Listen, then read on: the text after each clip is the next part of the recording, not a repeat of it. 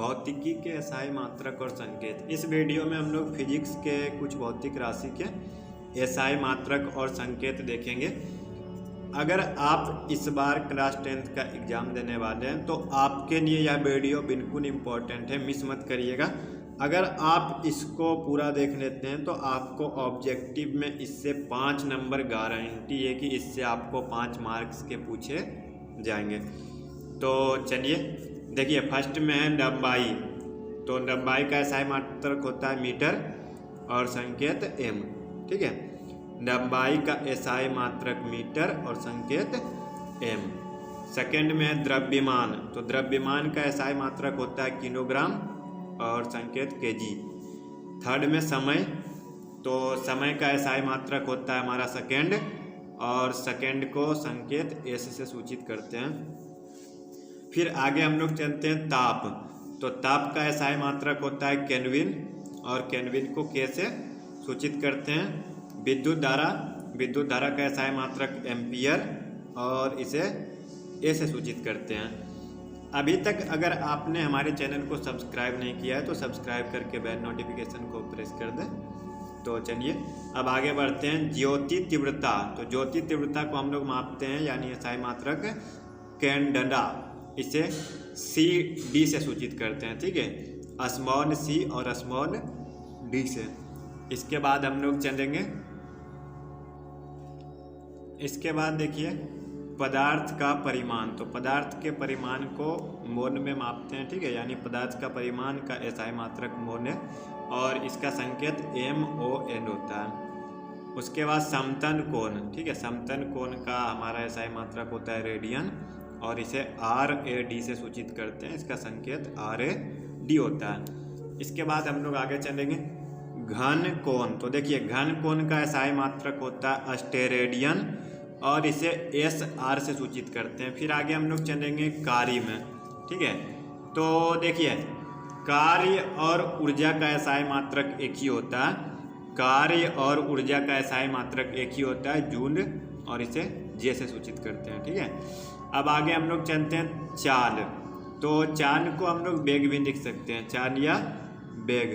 तो दोनों का एसआई मात्रक एक ही होता है, मीटर प्रति सेकेंड, यानी M प्रति S। इसे हम लोग देखिए इस तरह से लिख भी सकते हैं, मीटर सेकेंड इनवर्स। ठीक है, फिर आगे अब हम लोग चलेंगे 13 नंबर में। देखिए 13 नंबर में कोणीय वेग। तो कोणीय वेग का होता है रेडियन, यानी कोण का रेडियन प्रति सेकेंड, RAD प्रति S। ठीक है, इसके बाद आवेग। तो आवेग का होता है न्यूटन सेकेंड। फिर हम लोग आगे बढ़ते हैं बल, यानी फोर्स। ठीक है, तो फोर्स का होता है न्यूटन, जिसे हम लोग N से संकेत से लिखते हैं। फिर दाब।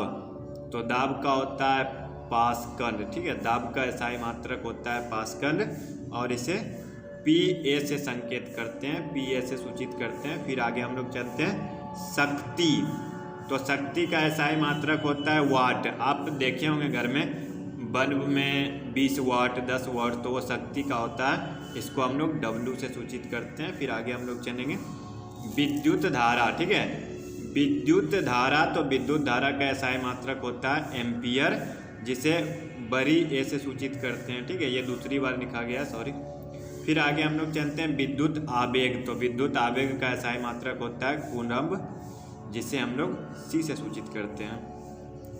फिर आगे हम लोग चलेंगे विद्युत प्रतिरोध। तो विद्युत प्रतिरोध या प्रतिरोध भी सिर्फ लिख सकते हैं। तो इसको हम लोग ओम से सूचित करते हैं, यानी इसको ओम लिखते हैं। और देखिए अगर आपको प्रतिरोधकता का पूछे, ये छूट गया लिस्ट में लिखा हुआ, तो प्रतिरोधकता का होता है ओम मीटर। ठीक है, ओम मीटर। तो ये दोनों में ध्यान रखिएगा, क्योंकि ये दोनों प्रश्न बहुत बार पूछा गया है, और कंफ्यूज नहीं होना।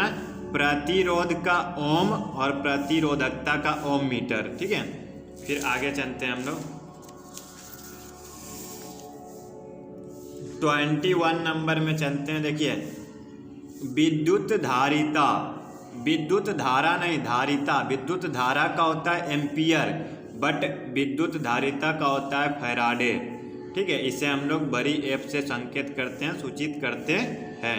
फिर आगे देखिए विभव या विभवांतर का एक ही होता है, विभव या विभवांतर का बॉन्ड, जिसे हम लोग V से सूचित करते हैं। फिर आगे हम लोग चलते हैं विशिष्ट ऊष्मा का जूल प्रति किलोग्राम प्रति केल्विन यानी J प्रति kg केल्विन, ठीक है, यानी joule kilogram inverse kelvin inverse. फिर आगे अब हम लोग चलेंगे 24 नंबर में ऊष्मा, ये भी दोबारा लिखा गया, ठीक है, तो ऊष्मा का केल्विन के। फिर आगे अब हम लोग चलते हैं 25 में क्षेत्रफल, तो क्षेत्रफल का देखिए होता है लंबाई गुना चौड़ाई, ठीक है, तो यानी metre into metre, metre square, क्षेत्रफल का हो जाएगा मीटर स्क्वायर।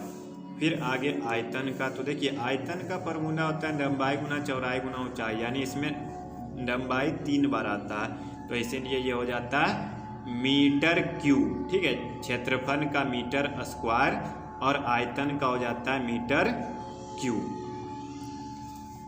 इसके बाद हम लोग चलेंगे 27 नंबर में आवृत्ति। तो देखिए आवृत्ति का एसआई मात्रक होता है हर्ट्ज, और जिसे हम लोग सूचित करते हैं Hz से, ठीक है।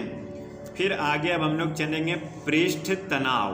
तो देखिए पृष्ठ तनाव का एसआई मात्रक होता है न्यूटन प्रति मीटर, जिसे हम लोग न्यूटन मीटर इनवर्स या न्यूटन प्रति मीटर इस प्रकार से भी लिख सकते हैं। फिर आगे हम लोग चलेंगे 29 नंबर में ज्योति फ्लक्स, ठीक है, ज्योति फ्लक्स। तो देखिए ज्योति फ्लक्स का एसआई मात्रक होता है न्यूमेन, न्यूमेन, इसे हम लोग Nm से सूचित करते हैं। फिर आगे अब हम लोग चलेंगे 30 नंबर में चुंबकीय फ्लक्स, ये भी बहुत ज़्यादा इंपॉर्टेंट है, ठीक है, चुंबकीय फ्लक्स भी काफ़ी ज़्यादा इंपॉर्टेंट है, बहुत बार पूछा गया। तो चुंबकीय फ्लक्स का एसआई मात्रक होता है वेबर WB, ठीक है, इसे हम लोग WB से लिखते हैं। फिर आगे अब हम लोग चलेंगे तरंग दैर्ध्य। तो तरंग दैर्ध्य का होता है एंगस्ट्रम, सॉरी एंडस्ट्रम लिख दिए, एंगस्ट्रम, जिसे कि इस तरह से हम लोग सूचित करते हैं, ठीक है। उसके बाद हम लोग चलेंगे 32 में प्रदीप्ति घनत्व, इसको एंडस्ट्रम ही रहता है, एंगस्ट्रम शायद दूसरा होता है। उसके बाद हम लोग चलते हैं प्रदीप्ति घनत्व। तो प्रदीप्ति घनत्व का होता है लक्स एंड एक्स, ठीक है। तो अगर आप इस सभी एसआई मात्रक और संकेत को जो है ना, आप इसको एकदम से रट के याद कर लीजिए, आपको एग्जाम में इससे 4 से 5 नंबर आपका फिक्स आना वाला है। 100 ऑब्जेक्टिव में आपको 5 ऑब्जेक्टिव फिक्स है कि आपको मात्रक और संकेत से पूछे जाएंगे।